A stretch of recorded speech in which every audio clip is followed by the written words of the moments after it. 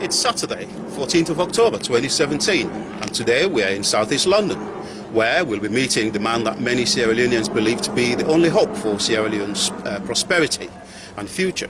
He is Dr. Kandeh Yumkella, the man people believe that is capable of bringing much needed economic development to the country after 40 years of economic decline. Dr. Kandeh Yumkella worked for 15 years for the United Nations, championing global energy challenge and also bringing industrialization to several developing countries. But now he said he's ready for the biggest challenge of his life. He wants to be the president of Sierra Leone. Will he win the elections next year? We've come to southeast London to find out. Okay. Dr. Kandeh Yumkella, good afternoon to you. And it's always nice to have you here at the Sierra Leone Telegraph. Thank you very much. 2 years ago, you came to the UK to meet your supporters and to talk to them about your dreams, your aspirations, especially of leading the opposition SLPP to next year's election. And of course, things have changed. And today, you are in London again to meet your supporters under a new banner, a different banner, and with a different message. What has changed, and what is that message? Thank you very much. Thank you for giving me time. Indeed, I remember a wonderful discussion. It's almost 2.5 years ago, actually. And I was full of enthusiasm, big dreams then. And what I can tell you is that two things haven't changed. My dreams for Sierra Leone are even more solid now because I see the necessity for change that I sense then. Now I know it is necessary. Second, what has not changed, I came under the banner of KKY movement at that time, Kandeh Yumkella movement. Today I'm back here under that banner. So first point is that the Kandeh Yumkella movement has survived 3.5 years. We have been able to build an infrastructure across Sierra Leone. We have been able to withstand the intimidation and brutalization that we have experienced in our country from many forces, including forces within SLPP. Very brutal, violent forces. And it has strengthened our resolve that we should in fact be even more aggressive, more ambitious about bringing change to our country. So that has remained the same, but if anything, strengthened. What has changed is that, yes, I broke away from SLPP, along with many very prominent SLPP individuals. Since I left SLPP, every week, there are hundreds of people leaving SLPP too. And for me, it is a demonstration of what I stand for. That yes, we will not settle for the lowest common denominator. That yes, we want real change. And that real change means that you yourself, as an individual, must be able to take bold stands and draw a line in the sand that there are certain principles we will never surrender, we will never compromise. So I am very grateful to the Kandeh Yumkella movement. 3.5 years, almost 4, surviving, learning the processes. What has also changed is that I've learned a lot.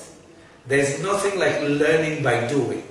There's nothing like being in African politics and being kicked around, maligned, abused, and then recognizing that your only way you should approach politics if we want real change and transformation is to remain true to your principles, that you don't compromise. There's a limit to what you compromise. Yes, politics is the game of the possible. You have to negotiate. It's not always your way, but there has to be certain limits. And in our country, all man, they have an attitude where they say, naphobia. Naphobia simply means become a sycophant, accept the status quo, and toe the line. Well, if we do that, for the next 50 years, we will remain at the bottom of the Human Development Index. The changes we need are so urgent and crucial that there is no time to waste. One thing I just saw last week, and I was reading it again this morning. The Guardian wrote an article based on a WHO new report. The worst place to be a young man is Sierra Leone.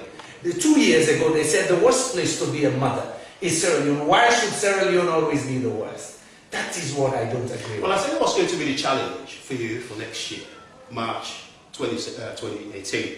The challenge for you is that there are many Sierra Leoneans who believe, whether rightly or wrongly, that the ruling APC party has done enough in terms of development to deserve another 5 years to complete the work that you're doing.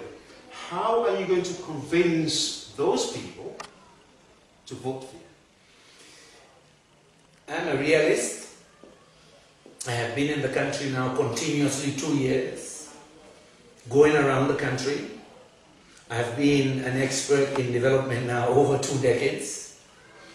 APC has done some good, and I've maintained we cannot throw the baby out with the bath. We'll sift through and look at the good they've done.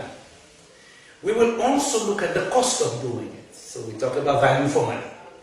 And then we also look at the problems that exist.